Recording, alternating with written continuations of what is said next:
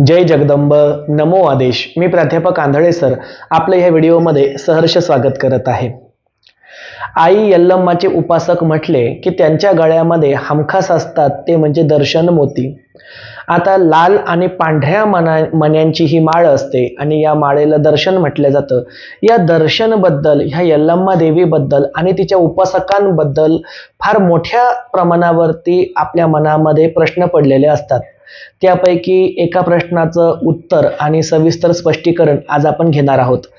ते उत्तर असं की जो यल्लम्मा देवीचा उपासक असतो ती जर महिला असेल तर महिला उपासिकेला म्हटलं जातं जोगतीन, आणि जर पुरुष त्या ठिकाणी उपासक असेल तर यल्लम्माच्या पुरुष उपासकाला म्हटलं जातं जोगता. मग ही जोगतीन असो किंवा जोगता असो, यांची विशिष्ट खूण काय? तर आई यल्लम्माची सेवा करणे, त्यांच्या घरामध्ये आई यल्लम्माची मूर्ती असणे किंवा जग असणे किंवा घागर असणे किंवा स्थापना असणे, आणि सर्वात महत्त्वाची खूण म्हणजे त्यांच्या गळ्यामध्ये हे आई यल्लम्माचं दर्शन असणे म्हणजेच मोती असणे.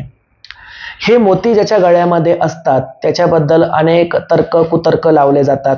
त्यापैकी समाजामध्ये काही कुतर्क असे त्या ठिकाणी रूढ झालेले आहे की जो यल्लम्माचे दर्शन म्हणजेच मोती बांधतो तो जर पुरुष असेल तर तो आपोआपच नपुंसक बनतो किंवा त्या ठिकाणी त्याची वाटचाल नपुंसकतेकडे होते किंवा नराची नार होते. हा एक गैरसमज आहे, गैरसमजच म्हणणार आहे मी त्याला, कारण पुढे आपण त्याचं कारण बघूया. दुसरं म्हणजे ज्याच्या गळ्यामध्ये हे दर्शन किंवा मोती बांधले जातात तर त्यांच्या घरामध्ये म्हणे यल्लम्माचं वास्तव्य येतं आणि साहजिकच आगीचं घर ते पदरामध्ये पाडून घेतात. आगीचं घर पदरामध्ये पाडणं म्हणजे काय की त्यांच्याकडून थोडी जरी चूक झाली यल्लम्माच्या उपासकांकडून किंवा ज्यांनी हे मोती बांधले त्यांच्याकडून, तरी सुद्धा त्यांच्या अख्ख्या कुटुंबाचा नायनाट यल्लम्मा देवी करते. दुसरा एक त्या ठिकाणचा समज आहे की ज्यांच्या गळ्यामध्ये हे दर्शन किंवा मोती असतात अशा जोगत्याने किंवा जोगतिनीने म्हणजेच यल्लम्मा देवीच्या उपासकाने दुसऱ्या सर्वसामान्य मनुष्याला जर श्राप दिला तो खरा ठरतो, शिवी दिली तर त्या व्यक्तीचं वाईट घडतं, आणि जर आशीर्वाद दिला तर त्या व्यक्तीला भरभराट येते. या सर्व गोष्टींची उहापोह चर्चा तर करणारच आहोत. शिवाय हे मोती नेमके कुठून आले, का आले, त्यामागचा उद्देश काय, ही सर्व माहिती सुद्धा आपण विस्तृतपणे बघणार आहोत. सुरुवात करूया ह्या यल्लम्मा देवीच्या मोत्यामागची खरी वास्तविकता काय आहे ती बघा. जसं आई अंबाबाईची कवडी असेल किंवा रेणुकेची कवडी असेल, मातृदेवतेची जी कवडी आहे हिला त्या ठिकाणी कामाक्षा शक्तिपीठाचं महत्त्व मानण्यात आलेलं आहे. म्हणजे कामाक्षा शक्तिपीठाचं प्रतिनिधित्व ही कवडी करते. हे आपण याच्या आधीच्या व्हिडिओमध्ये सुद्धा बघितलं. कामाक्षा शक्तिपीठामध्ये आदिशक्तीच्या योनीची पूजा केली जाते आणि ह्याच योनीचा आकार हा कवडीला असतो. त्यामुळे कपर्दिका म्हणजेच कवडी ही शाक्त संप्रदायातील लोकांना म्हणजेच जगदंबेच्या भक्तांसाठी पवित्र आहे, स्फूर्तिदायक आहे आणि त्यांच्या पूजेचं एक प्रखर साधन आहे. गळ्यामध्ये कवड्याची माळ असल्याशिवाय शाक्त संप्रदायातील व्यक्तीला पूर्णत्व येऊच शकत नाही. तसंच जोगती किंवा जोगतीन परंपरेमध्ये, देवदासी परंपरेमध्ये त्या ठिकाणी दर्शन मोत्याला मोठी किंमत आहे. आणि हे दर्शन मोती कुठे कुठे बांधले जातात तर त्या ठिकाणी सौंदत्ती क्षेत्रावरती बांधले जातात, त्या ठिकाणी मन्नूर क्षेत्री बांधले जातात, हडलगीला बांधले जातात, त्या ठिकाणी असणाऱ्या आपल्या जतला बांधले जातात, कोकटनूरला बांधले जातात किंवा इथे जवळच असणाऱ्या डोनगावला बांधले जातात. ही जी काही सर्व यल्लू मातेची म्हणजेच यल्लम्माची स्थानं आहे, या सर्व स्थानांवरती त्या ठिकाणी दर्शन बांधलं जातं. म्हणजेच देवदासी परंपरेचा स्वीकार आपल्याला करता येतो किंवा ती दीक्षा घेता येते. यामागे एक आख्यायिका अशी आहे की हे जे दर्शन आहे याला दर्शनच का म्हणायचं, तर जी वस्तू गळ्यामध्ये घातल्यामुळे साक्षात शिव पार्वतीचं दर्शन घेतल्याचं फळ प्राप्त होतं अशा वस्तूला दर्शन म्हणतात. म्हणजे हे जे गळ्यामध्ये बांधलेले मोती आहे यामागची भावना काय, तर हे गळ्यामध्ये बांधल्यामुळे एकाच वेळेला शिव आणि शक्ती, शंकर आणि पार्वती, स्त्री आणि पुरुष, सृष्टी आणि परमात्मा यांचं मिलन एका ठिकाणी होतं, त्यांचं एकत्रित दर्शन प्राप्त होतं, एकत्रित ऊर्जा प्राप्त होते आणि ही ऊर्जा एका ठिकाणी मिळते. म्हणजे आपल्याला शिवशक्तीचं दर्शन घडतं. म्हणून ज्या वस्तूमधून शिवशक्तीचं दर्शन घडलं अशा वस्तूलाच दर्शन म्हणण्यात आलं. म्हणून ह्या यल्लम्माच्या मोत्याला दर्शन म्हणतात. म्हणजे एक गोष्ट इथं क्लिअर करतो, हे दर्शन म्हणजे शिव आणि शक्तीचं एकत्रित प्रतीक आहे. तुम्ही म्हणाल आता हे ओळखायचं कसं, त्याची खून काय आहे? त्याची खून बघा, जर आपण निरीक्षण करून व्यवस्थित ह्या दर्शनला पाहिलं, ह्या मोत्यांना पाहिलं, तर या ठिकाणी एक मोती पांढरा, एक मोती लाल, एक मोती पांढरा, एक मोती लाल, म्हणजे तो तांबड्या रंगाचा आपल्याला दिसेल. पांढऱ्या रंगाचा मोती हे त्या ठिकाणी शिवतत्वाचं प्रतीक आहे आणि लाल रंगाचा मोती हे त्या ठिकाणी शक्ती तत्वाचं प्रतीक आहे. म्हणजे पांढऱ्या रंगाचा शिव आणि लाल स्वरूपाची शक्ती, शिव आणि शक्तीच्या मिलापातून हे दर्शन तयार झालं, म्हणजेच ही मोत्यांची माळ तयार झाली. याचा भावार्थ या ठिकाणी आपण असा घेऊया की हे मोती गळ्यामध्ये घातल्यामुळे शिव स्वरूपी पांढऱ्या स्वरूपातील महर्षी जमदग्नी आणि शक्ती स्वरूपा लाल रंगाच्या मण्या स्वरूपी असणारी महासती रेणुका, ह्या दोघांचं हे प्रतीक आहे. म्हणजे पांढरा मणी हे जमदग्नी ऋषी आणि लाल मणी हे माता रेणुकेचं प्रतीक आहे. कारण जगदंबा त्या ठिकाणी राजस स्वरूपामध्ये आहे.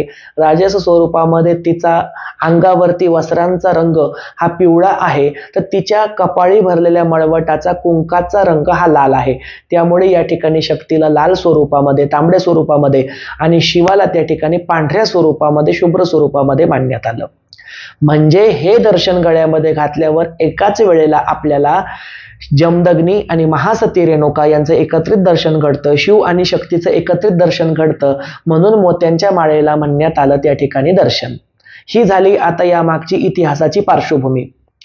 आता बघा, आता हल्ली त्या ठिकाणी प्लॅस्टिक पासून बनवलेले किंवा काचेपासून बनवलेले मोती विकत मिळतात.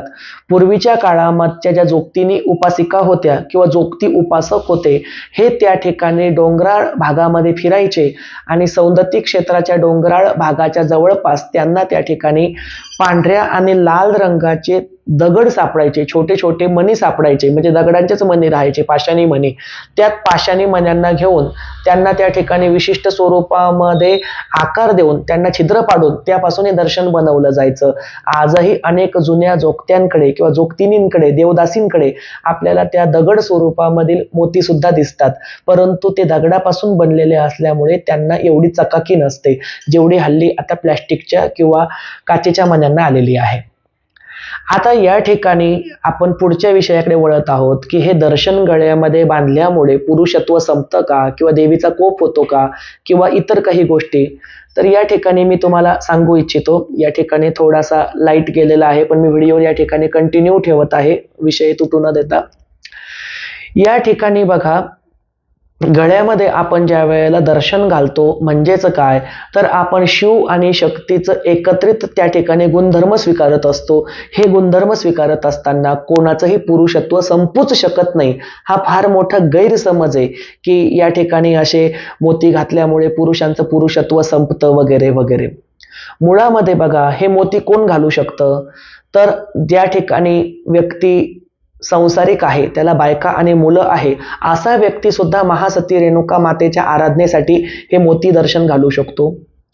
जो व्यक्ती त्या ठिकाणी निर्वाण झालेला आहे, म्हणजे ज्याने संसाराचा त्याग करून संन्यास स्वीकारलेला आहे, किंवा तो बालब्रह्मचारी आहे, असा व्यक्ती सुद्धा हे मोती रेणुका मातेच्या भक्तीसाठी स्वीकारू शकतो. आणि त्या ठिकाणी असणारे किन्नर समुदायातील लोक सुद्धा त्या ठिकाणी हे मोती स्वीकारताना आपल्याला दिसतात.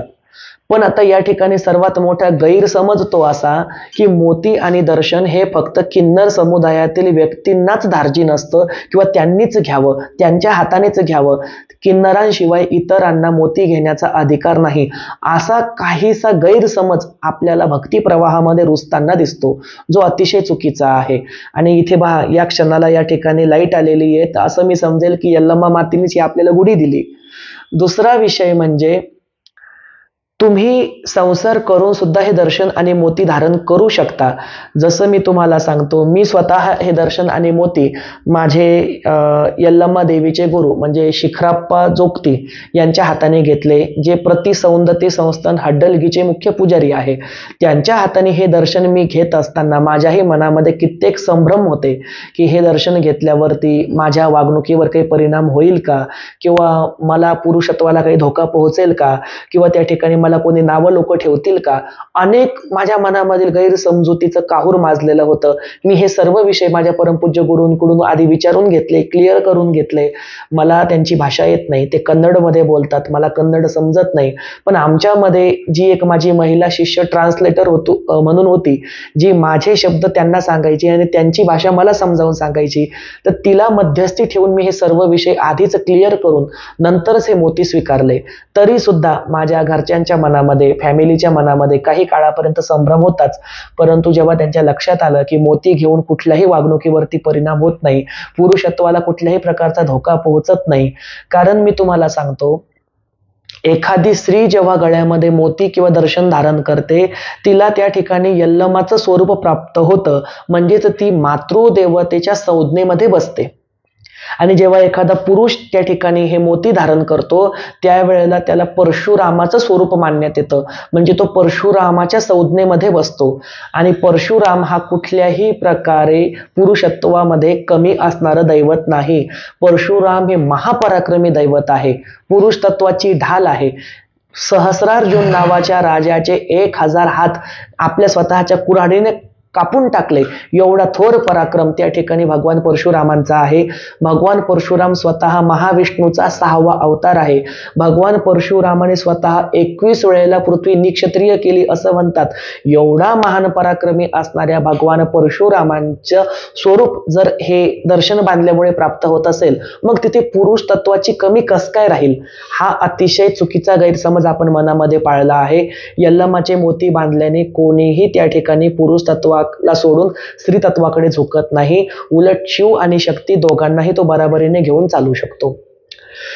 आता दुसरा विषय म्हणजे यल्लमाचे मोती बांधल्यामुळे आगीचं घर येतं का? आगीचं घर म्हणजे तुम्ही शिव्याशाप दिलेले खरे ठरतात का? तर हे बघा, मुळात माझं म्हणणं आहे की तुमच्या गळ्यामध्ये यल्लमाचं दर्शन किंवा मोती असो किंवा नसो, जर तुम्ही कळकळून एखाद्याला शाप दिला तर ती हळाकळा लागणारच आहे, तळतळाट लागणारच आहे, त्या ठिकाणची शिव्याशाप लागणारच आहे. तुम्ही कुठल्याही देवाचे भक्त असा, त्यातल्या त्यात यल्लमा देवीचे जे उपासक असतात त्यांची दिनचर्या कठीण असते, त्यांना कडक स्वरूपामध्ये यल्लमाची आराधना करावी लागते. त्यामुळे अशा व्यक्तींचे शिव्याशाप हे फार लवकर लागतात, तळतळाट फार लवकर लागतात. परंतु त्याचा अर्थ असा नाही की ह्या मोत्यामुळे ते लागतात. त्यांच्या त्या ठिकाणी असणाऱ्या त्यागवृत्तीमुळे आणि त्यांच्या कर्मठ साधनेमुळे त्यांचे शब्द यल्लमा खरे करते. बाकी जर कोणाला असं वाटत असेल की गळ्यामध्ये हे दर्शन बांधल्यामुळे, मोती बांधल्यामुळे आम्ही हे गळ्यामध्ये बांधून घेऊ आणि वाटेल त्याला शिव्याशाप देऊ, वाटेल त्याच्या नावाने बोटे मोडू, वाटेल त्याला काही ना काहीतरी बद्दुवा देऊ, असं अजिबात होऊ शकत नाही. कारण ही सतीची गादी आहे. महासती रेणुका माता जमदग्नी ऋषींसोबत सती गेलेली आहे आणि सतीची गादी असल्यामुळे त्या गादीमध्ये सत आहे. सत म्हणजे काय? ज्या ठिकाणी सत्यता तिथे तर सत टिकतं, तिथे तर सती टिकते. आणि अशा सतीच्या ठिकाणीच तिचा पती म्हणजे तर जमदग्नी ऋषी सुद्धा टिकतात. त्यामुळे सांगतो, या मोत्याबद्दलची जी तुमच्या मनातली भीती आहे ती भीती काढून टाका. आणि मी या ठिकाणी स्वतः शाळेवरती शिक्षक आहे, याशिवायच मला प्रायव्हेट क्लासेस आहेत. थोडक्यात सांगायचा उद्देश की मी बऱ्या प्रमाणापैकी सुशिक्षित व्यक्ती आहे आणि असा व्यक्ती असून सुद्धा मी स्वतः त्या ठिकाणी हे दर्शन यल्लमाचं स्वीकारलं, मोती बांधले, मला कुठलाही वाईट परिणाम झाला नाही. उलट दिवसेंदिवस माझी भरभराट होत आहे, मला आत्मिक समाधान मिळत आहे. माहुरगड स्वरूपातील रेणुका मातेची सेवा तर माझ्या घरात माझ्या गुरूंपासून पिढीजात पद्धतीने आहेच आहे, परंतु हल्ली यल्लमा स्वरूपातही माझ्या हातून पूजा घडते, हे माझं मी भाग्य समजतो.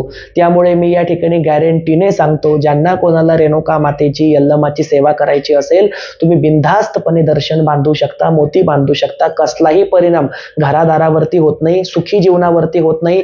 तुम्ही मुलं बाळ करून, पत्नी सांभाळून सुद्धा दर्शन बांधू शकता, काहीच हरकत नाही. तुम्ही संन्यास घेतलेला असेल तरी दर्शन बांधू शकता, काहीच हरकत नाही. आणि तुम्ही किन्नर समुदायातील असाल तरी सुद्धा तुम्ही दर्शन बांधू शकता, काहीच हरकत नाही. आता हे दर्शन किंवा मोती आपण कोणाच्या हाताने घ्यावे हा सुद्धा एक प्रश्न आहे. याबद्दल सुद्धा काही गैरसमज आहेत. पहिला गैरसमज म्हणजे किन्नर व्यक्तीच्या हातानेच आपण मोती घेतले पाहिजे, हा मोठा गैरसमज आहे.